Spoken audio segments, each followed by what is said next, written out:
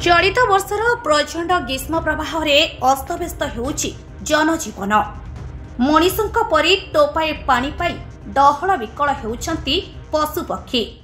एमिति समय रे पक्षी मानक पाई पीवा पानीर व्यवस्था करुछंती युव समाजसेवी तथा पक्षी प्रेमी रश्मि रंजन।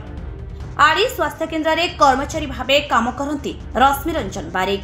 प्रतिदिन सकाळु रश्मि रंजन केन्द्रापड़ारू आड़ी 35 किमी रास्ता अतिक्रम करी यातायात करती। गरम आरंभ हो जाइथिबारु रश्मि रंजन माटी पात्र और सिक्का किणी कटक चांदवाली रास्तार दुई पार्श्वरे थिबा विभिन्न गछरे एवं 100 रु ऊर्ध्व पानी ठेकी सह दाना भर्ती करी लटकाइछंती।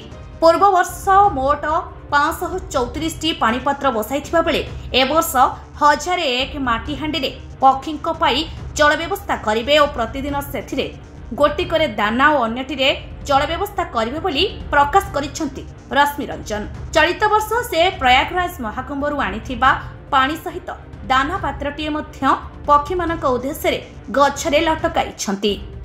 सूचनायोग्य पक्षी प्रेमी रश्मि रंजन कटक चांदवाली रास्ता उपरू दुर्घटना जनित मृत पशुपक्षी को उठाइबा, नियमित रक्तदान, अंगदान करने अंगीकार थिबा आदि कार्यक्रम करी साधारण रे एक भिन्न परिचय सृष्टि करि पारिछंती। तांकर एही महान कार्य को स्थानीय बुद्धिजीवी भक्तबंधु मिश्र, शिक्षाविद सुरेश चंद्र राय प्रमुख प्रशंसा करिछंती। मो ना रश्मि रंजन बारिक, मु जने सामाजिक कर्मी तथा जने पक्षी प्रेमी।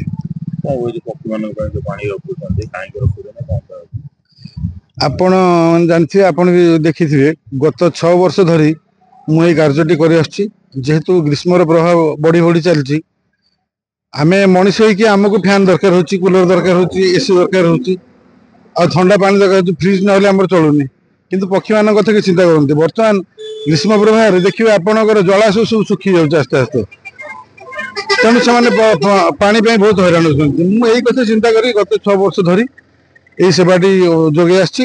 प्रतिदिन मोर आज आरंभ है। मु गला थरक 534 ठेकी बांधि, एथरक 1000 ठेकी बांधि। बर्तमान ए वर्षर मुख्य होचे बर्तमान जानते महाकुंभ होता प्रयागराज रे।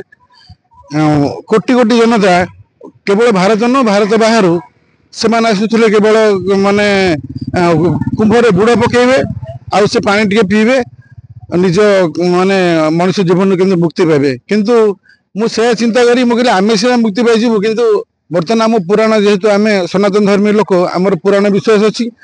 आमर कोटी जन्मर माने कोटी कोटी खराब दुनिया जन्म है मनुष्य जन्म पाती मन। तेणु मुझे जल ये आनी जे पक्षी मैंने से गाधोई से पानी पी से जमी पक्षी जन्म उद्धार एमती भगवान प्राप्ति हूँ। मु समाज को यही बार्ता देवी, जदि मनुष्य जन्म पाई भल कम करूँ। खाली मोबाइल टीवी आगे फोटो उठे हेनी, आप निस्वार्थ कम करूँ। समस्त जमी गोटे समस्त उदाहरण बर्तमान आप सेवाटा बासव, सेवा गोटे बासव, आप सेवाटा बासु। मो भक्तबंधु मिश्र ए सोशल वर्कर जने आ कौन कहे रश्मि रंजन जो बारिक से होती प्रकृति मनीष माने जो मानव जो शरीर भितर भगवान देखी संतुष्ट होती से भरी मनीषटी। कहीं ना तांकर पेशा होची स्वास्थ्य कर्मी, किंतु निशा होची तांकर जे माने पशु पक्षी एमानंको सेवा जोगेबा। प्रति वर्ष से निज व्यवस्था भितर पूरा आमर पटामंडी पाखरू आरंभ कर आली पर्यंत ये रास्ता रे जिते गछ अच्छी समस्त गछरे ठेकी बांधुचंदी, पानी रखुचंदी एवं खाद्य भी रखुचंदी। पशु पक्षी प्रति जीव जगत प्रति संतुलन रक्षा हेबा पाई एवं तांकर जो सेवा करछन से होचे अद्वितीय। एपरी सेवा पाई आमे आम अंचलवासी तांक पाई भी गर्वित होचु एवं आमे तांकर शुभ मनसुचु। तांकर स्वास्थ्य बेले भल रहू एवं ये से भाव रे ए जीव जगत सेवा करुथांतु। यही आशीर्वाद मध्य आमे मो ब्राह्मण समाज भी आम केन्द्रापड़ा जिलार सभापति, तेणु मुझे आशीर्वाद करुछि बा आशा भी करुछि से रश्मि रंजन बारिक भाई तांकर शरीर ठीक रहू, भल रहू। यही भाव में आदर्श हूँ समस्त युवपीढ़ी आम मानव समाज पाई जे आमे खाली बंचिले हबनी आम परिवेश को रक्षा करने जीव जगतर जो असहस भूमिका अच्छी तांको मध्य ए बैशाख खरा ज्येष्ठ जल एवं खाद्य जोगैबा ये मनुष्यर कर्तव्य। मु सुरेश चंद्र राय ए अंचल जड़े शिक्षक भाव में कार्य करुच्ची।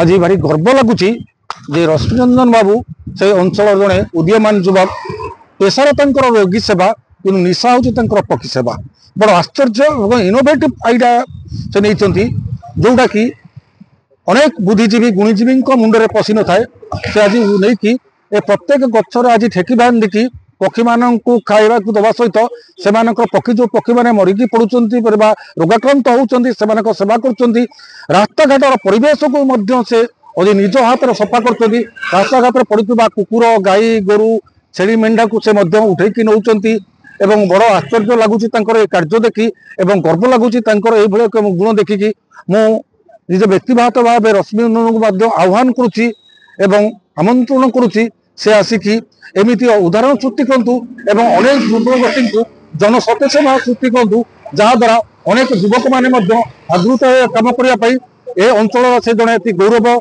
एवं गर्व मुझे मथा नई साल्यूट करुच्ची जहा ए अंचल पुओ होइकी जेतले एबे काम करछथि मु ए अंचल जने व्यक्तिगत शिक्षक हिसाब से सहयोग करुच्ची शुभकामना करुच्ची प्रेरणा दउची से एई भली भाव काम करी अनेक उदाहरण सृष्टि करंतु। पटामुंडेरू धीरेन्द्र मल्लिकंक रिपोर्ट लिव लाइव ओडिया।